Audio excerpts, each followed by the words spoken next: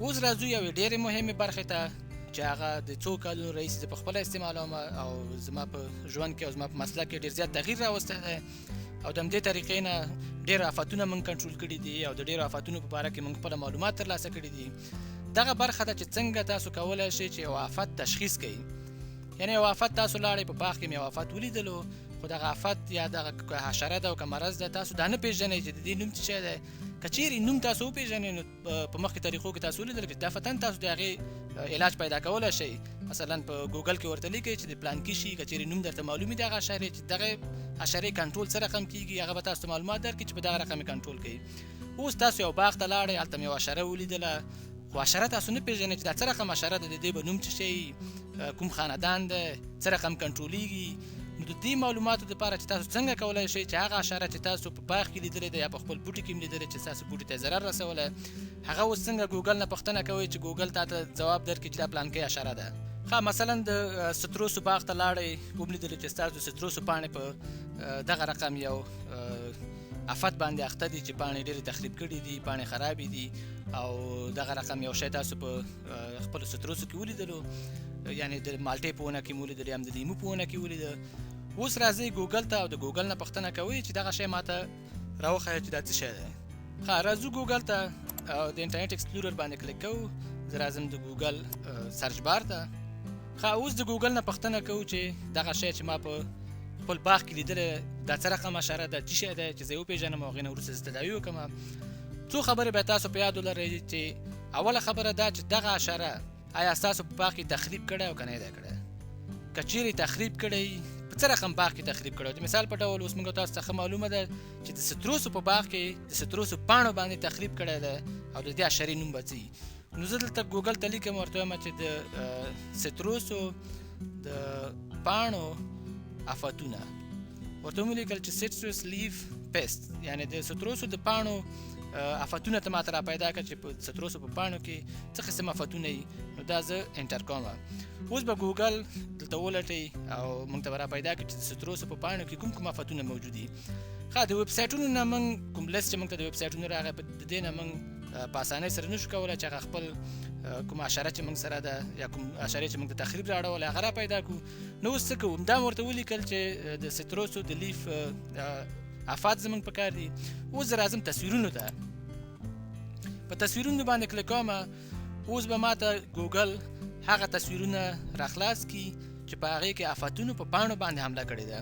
ګورو دلته ډېر زیات آفتونه دي، خو دغه څو آفتونه دا څو تصویر موږ او تاسو ګورو چې زموږ او ستاسو د آفت سره مشابهت لري. مثلا دا تصویر دی، دا به د خپل تصویر سره میچ کوي چې آیا دا هماغه رقم نقصان دی او که نه دی. دغه تصویر ته ګورو چې دا هم په همغې قسم دی، دا بل تصویر هم په همدې قسم دی. نو لاندې راځو نور ګورو چې ډېر به داسې تصویرونه تاسو پیدا کړئ چې دا په مختلفو ویب سایټونو کې پراته دي او دا د همدغه د ستروسو کوم نقصان چې دی د مثال په ډول اوس موږ او تاسو نه پېژنو چې دا څه شی دی. خو راځو یو د دې عکسونو نه اوس دغه عکس ګورو چې هماغه زموږ د عکس سره مشابهت لري. په دې باندې د مثال په ډول زه کلیک کوم. په دې باندې مې چې کله کلیک کړو تاسو ګورئ چې ښي لاس ته مخکې مې دې باندې باس کړی و، خو دلته اوس یو بلې نقطې ته ستاسو پام راګرځوم چې یو ځای کې لیکل شوي چې ویزټ پیج دی، ویو ایمیج دی. خو د دې نه لږ پورته تاسو وګورئ چې اول پاس سر کې ستروس لیکل شوي دي، ورپسې دغه ویب سایټ نوم لیکل شوی چې دغه عکس پکې موجود دی، او ورپسې دلته وګورئ دغه کوم تخریب چې شوی دا څه دی، د ستروسو لیف ماینر دی. یعنې دغه عکس ته چې کوم کیپشن ورکړل شوی دی هغه هم دلته لیکل شوی. یعنې دغه عکس څه شی دی چې د ستروس لیف ماینر دی او د ستروس په ونه کې په دغه رقم سره واقع شوی. خو که چیرې تاسو غواړئ چې د دې تصویر په باره کې نور معلومات ترلاسه کړئ نو راځو د دې دغه د ویزټ پیج یعنې راځو هغه ویب سایټ یې ګورو. ښه ګورو چې ویب سایټ راخلاص شو او په دې کې موږ هغه خپل تصویر اوس لټوو چې زموږ تصویر چیرته دی او څه معلومات د خلکو په دې باره کې لیکلي وو.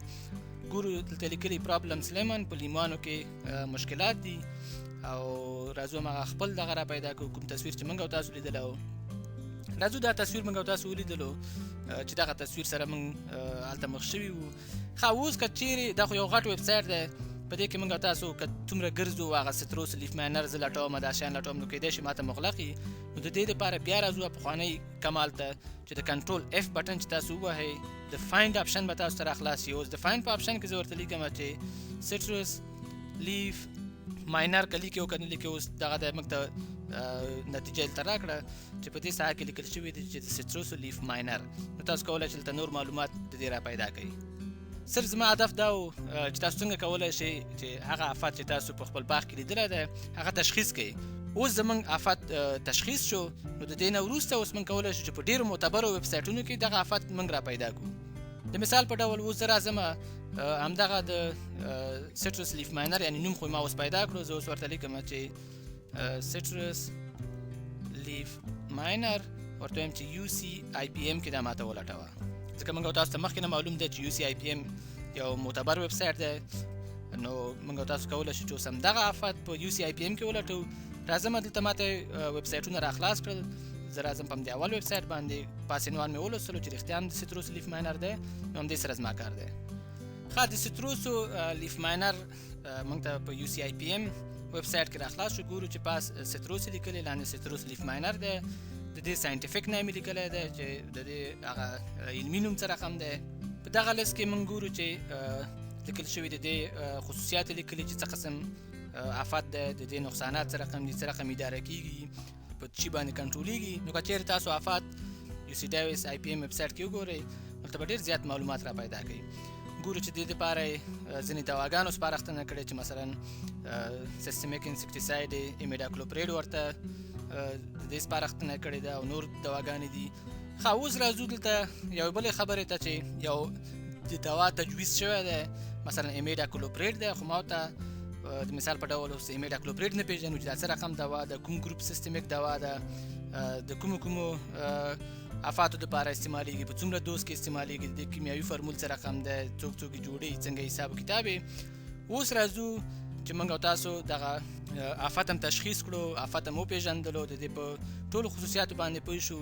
تیار دوی موږ ته سپارښتنه هم کړې چې تاسو مثلا ایمیډاکلوپریډ په سپری کوئ یا د ایمیډاکلوپریډ نه استفاده وکړئ. خو ما ورته ایمیډاکلوپریډ اوس نه پېژنو. اوس څنګه کولی شئ چې په ګوګل کې ایمیډاکلوپریډ پیدا کړئ چې دا څه شی ده، څه رقم دوا ده.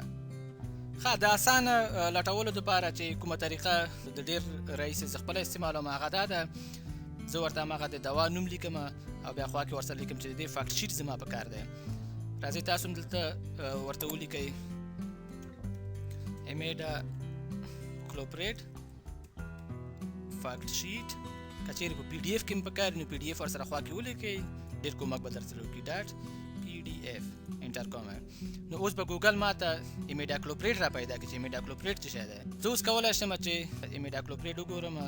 تاسو کولی شئ چې وګورئ چې کوم ویب سایټ نه ستاسو ایمیډاکلوپریډ په باره کې معلومات پکار دي.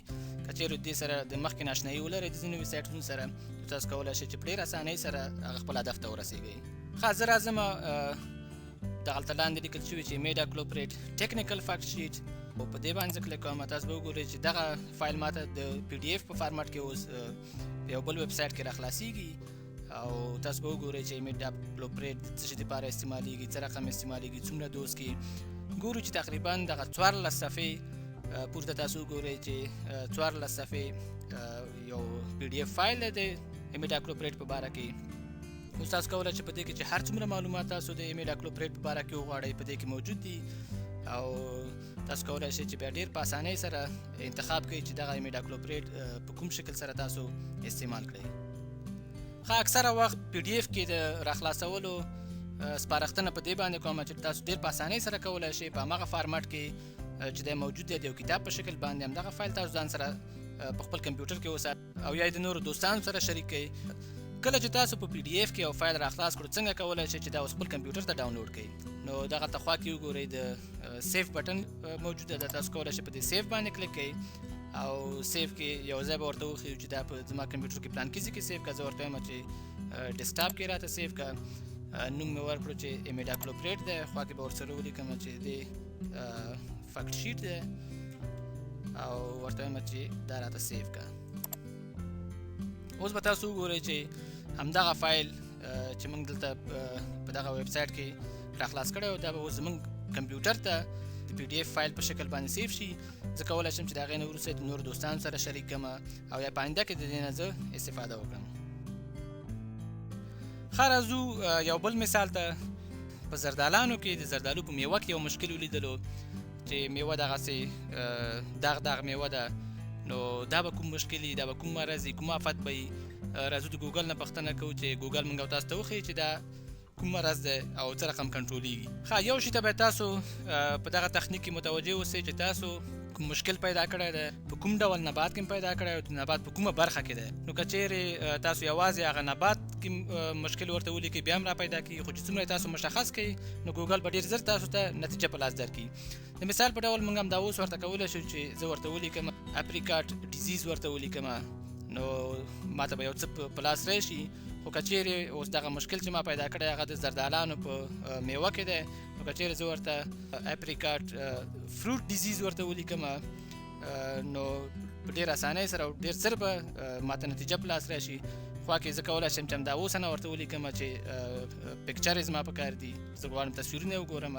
نو دلته اوس وګورئ چې ما ورته اپریکاټ مې ورته مشخص کړو او میوه مې ورته مشخص کړه چې په فروټ کې او دا یو ډیزیز دی. مثلا ماته دومره معلومات شته چې دا ډیزیز دی، او که چیرې درته معلوم نه وي د همدې ډیزیز په ځای تاسو کولی شئ چې پیسټ ورته ولیکئ او دا انټر کړئ. ګورو چې موږ تصویرونه هم ترېنه غوښتي وو، خو راسن ګوګل موږ ته کوم تصویرونه را نه کړل. نو راځو د ایمیج برخې ته او د اپریکاټ او د فروټ ډیزیز عکسونه به اوس دلته په د ایمیج په سیکشن کې موجود دي.